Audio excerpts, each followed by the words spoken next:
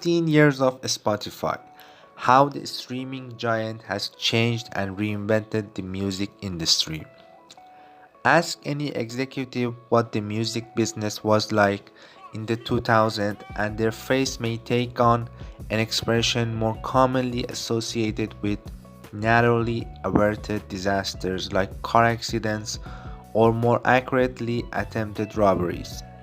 Due to peer-to-peer file sharing platforms like Napster and LimeWire, US recorded music revenues lost more than half their value in the early years of the 21st century, falling precipitously from an all-time high of $14.6 billion in 1999 to $6.7 billion in 2014 and 2015, according to the RIA.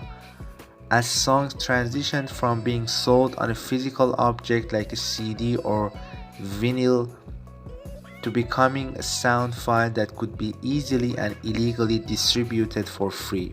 Piracy ran rampant as the music industry failed to come to grips with how quickly and drastically its world had changed. While iTunes brought some stability to a business model in free fall, in essence, an entire generation grew up believing that it didn't have to pay for music. But streaming, led by Spotify, the brainchild of Swedish entrepreneurs Daniel Ek and Martin Lorentzon, changed all that. Founded in Stockholm on April 23, 2006, and seeking a solution to the industry's piracy problem, the on-demand audio streaming service was built on the understanding that consumers who aren't inclined to buy a specific album or song might be willing to pay for ease of access to a large library of music. For a $9.99 monthly fee, or free to those who don't mind sitting through dozens of groove-busting advertisements, the site is an open archive, easily searchable and replete with more music than anyone could play in a lifetime. The company's US launch in July 2011 opened the floodgates, and Apple Music's streaming service debuted 4 years later. How completely has streaming transformed the music world? The platform rose from 7% of the US market in 2010 to a whopping 83% by the end of 2020, and recorded music revenues saw their fifth consecutive years of growth, topping $12.2 billion per the RIA. It's no understatement to say that streaming saved the recorded music business, and that global market leader Spotify led the charge toward the stability and growth that the industry is enjoying today. In honor of the game-changing digital service provider's 15th anniversary, Variety breaks down 15 innovation, transformations, modifications, and other ways Spotify has changed how people consume music and brought new functionalities to its platform. 1. The decline of music piracy. The illegal downloading and file sharing introduced by Napster, LimeWire, and others led to such rampant piracy that it seemed the genie could never be put back in the bottle. Yet Spotify made legal streaming so easy that, combined with the music industry's at times heavy-handed consumer awareness campaigns, new generations were taught to pay for music again, albeit at a fraction of the former price of a CD. But by that point, less was better than nothing. In a UK study by market researcher YouGov, music piracy fell from 18% in 2013 to 10% in 2018, and 22% of those surveyed who illegally downloaded music said they expected to stop within 5 years. Indeed, a 2019 study of all online piracy by the American University International Law Review states, "Our main conclusion is that online piracy is declining. The key driver for the decline is the increasing availability of affordable legal content rather than enforcement measures. 2. De-Genrefication of music. Back in the CD era, being musically adventurous was an expensive luxury. How many people paid nearly $20 for an album they ended up not liking? But subscription services enable users to explore limitless artists, genres, and sounds for $10 per month. Because of this accessibility, Spotify has become a boon to experimentation for music lovers and music makers alike. Not only has streaming led to genre-fusing styles like SoundCloud rap, but a 2019 survey by research firm Vibe Pulse found that 85% of millennial Spotify users said their music tastes do not fall into one category. 3. Free subscription tier. For many years, Spotify was criticized for its free, aka ad-supported tier, which enables users to stream as much music as they want if they're willing to sit through advertisements. Yet Ek and Reps for Spotify insisted that the free tier was an effective on-ramp for paying customers. And the company's steady rise in paid subscribers, which passed the 155 million mark in the fourth quarter of last year, growing by 31 million over fourth quarter 2019, suggests that their assertion was correct. The free tier also provides market research of its own. For example, in 2015, Brian Benedict, Spotify's then VP of North American Advertising, explained that users had created hundreds of thousands of barbecue-themed playlists on the DSP, allowing the company to make more educated guesses about what products a user might want while listening to that kind of playlist. Maybe an advertisement for lawn care, or one for a summery feel-good album. While the free tier is essentially a loss leader, it accounted for only 9% of Spotify's revenue in 2020 and less than 1% of its gross profit. There is little question that the tier has been good for the company's overall business and for bringing commerce to streaming. 4. Mood playlists.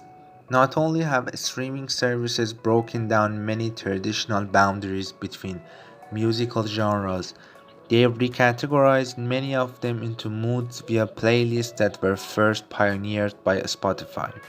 Since the early 2010s, the dedicated editorial team at the company has been making emotive and genre-less playlists, like Mood Booster, which includes happy, optimistic songs across all genres, or most recently, Lorem, which Spotify has described as the loose-knit sweater, DIY bedroom mural wall, alt milk of playlist, whatever that means. 5.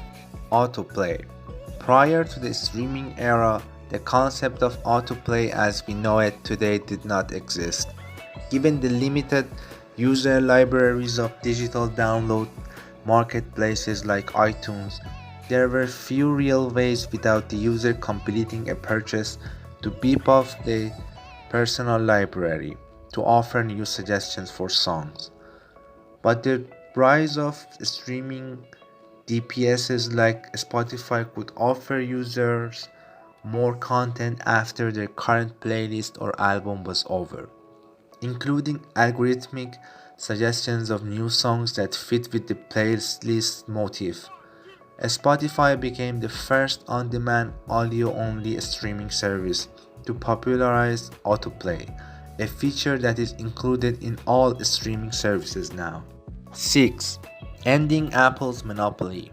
With the introduction of the iPod in 2001 and iTunes 2 years later, Apple quickly and completely dominated the legal digital music world, holding a whopping 69% of the digital sales market in 2009. Its closest competitor, Amazon MP3, lagged far behind with only 8% of the market share during that year. But Apple's runaway reign over digital music consumption ended in 2016, when streaming revenue finally surpassed that of digital downloads. Spotify led among streamers in the second quarter that year with 44% of the global market. Apple Music followed with 19%. Spotify continues to hold the top spot as an audio-only DSP, maintaining 34% of the global streaming market as of the second quarter of 2020. 7. Playlist curators become stars. Spotify's team of playlist curators, known as editors, can play a large role in a song's success. A prime spot on popular playlists like Today's Top Hits, Rap Caviar, or New Music Friday is highly coveted. One of the first such curators was Tuma Basa, founder of Rap Caviar, Spotify's hottest hip-hop playlist, who became a minor star in his own right and left the company in 2018 for a top gig at YouTube Music.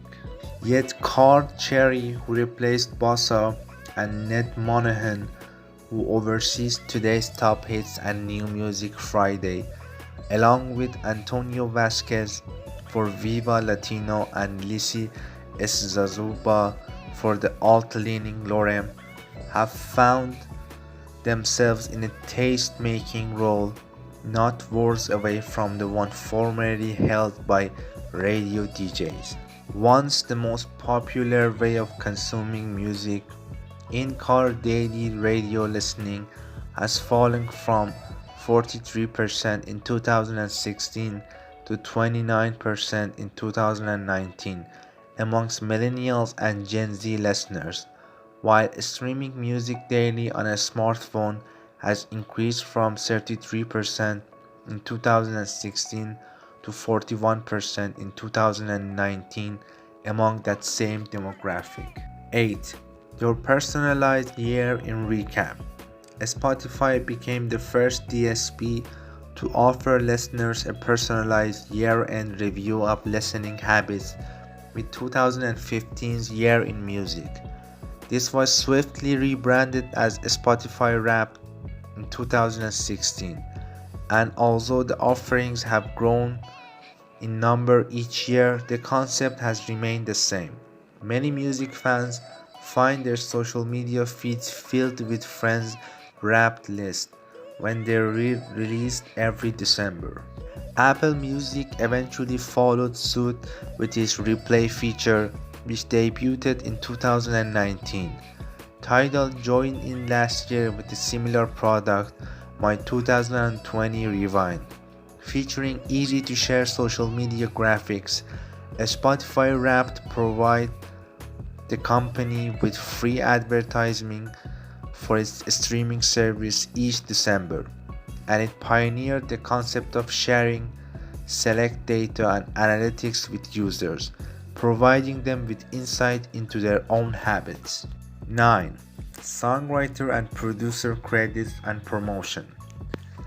Music fans have long bemoaned the loss of liner notes, which fell by the wayside as music moved from CDs to digital platforms. That loss has been disastrous for songwriters, producers, engineers, and others in the musical ecosystem, whose work was previously acknowledged on album covers and CD booklets, but now requires a Google search. iTunes debuted its Composer's View feature in 2013, and Spotify also lagged behind the public's demand for a proper crediting system.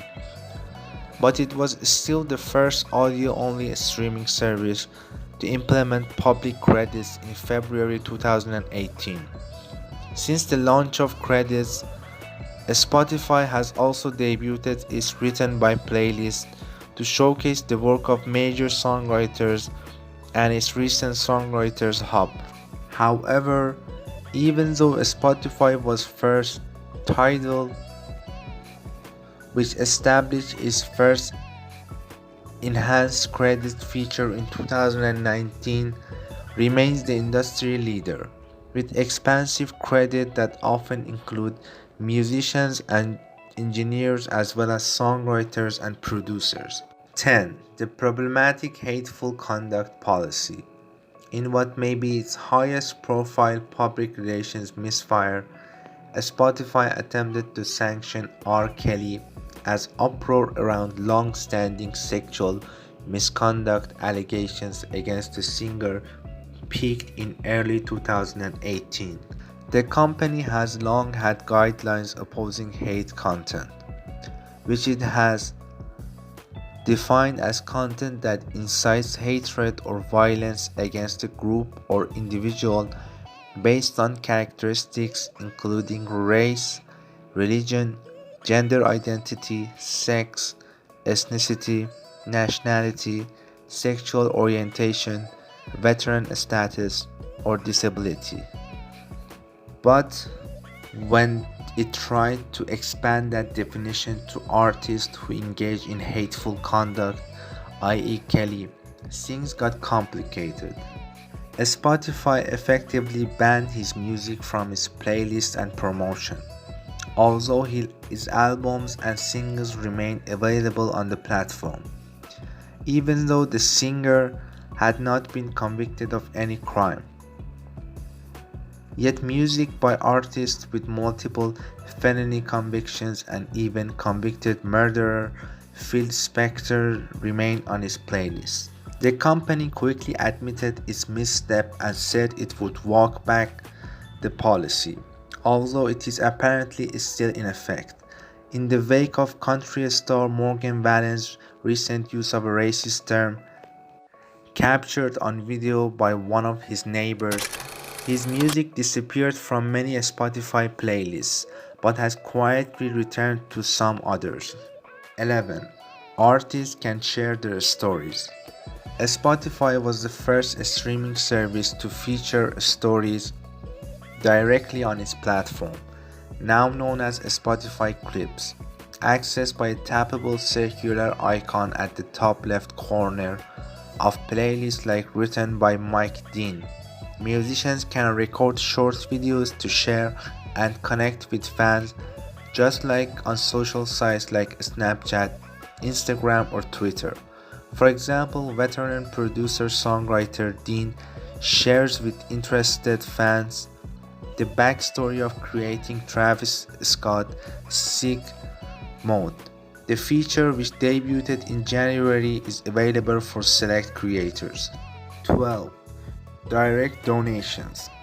After COVID-19 devastated the live music industry, Spotify stepped in with a new feature called Artist Fundraising Pick, allowing fans to tip or donate directly on the artist page. The money amassed through this new feature could either be sent to a charity of the artist's choosing or go directly into the artist's pocket, providing much needed relief during the shutdown. Though the tipping mirrors options on Chinese streaming services like Tencent, QQ, Music, Kugo, and Kuvo, Spotify's version was the first of its kind in the worldwide audio-only streaming market. The feature has drawn backlash from some musicians and critics, one of whom called the tip jar a tacit admission that artists are not being paid enough by Spotify itself. 13. Mini videos to accompany songs. Spotify Canvas, one of the newest contributions on this list, was premiered for some artists several years ago, but the tool just launched out of beta in February 2021.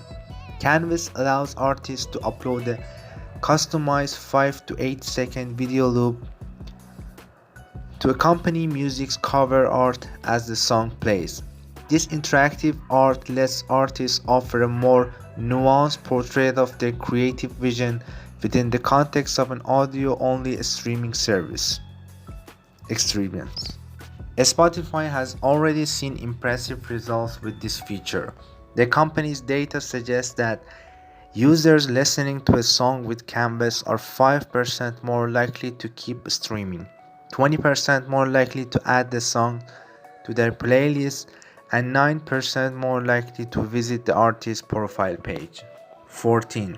Licensed music for podcasts.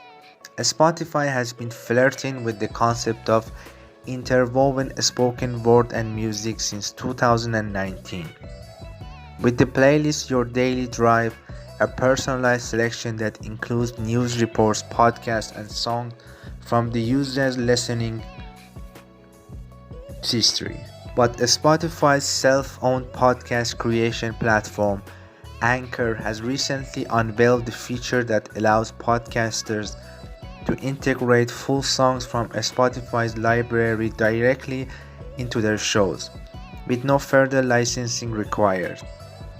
Announced in October, Anchor's latest feature is a major development for podcast creators who have long struggled with format's cumbersome, expensive licensing process, and allows for greater innovation in the space.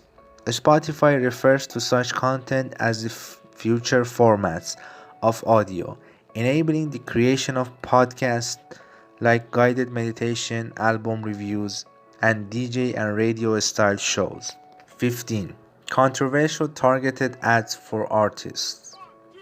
In October 2019, Spotify launched advertising platform Marquee, the first of its kind, for an audio-only streaming service. Accessible through the Spotify for Artists portal, Marquee is a sponsored recommendation tool for which a performer or their team pays Spotify for advertisement targeting users most likely to be interested in the ad. Boasting an impressive click-through rate of 20%, Marquee ads are one of Spotify's most lucrative new revenue streams, with a rate of 55 cents per click-through. This new feature, however, has been controversial, prompting some to call Marquee a form of payola for the streaming aid.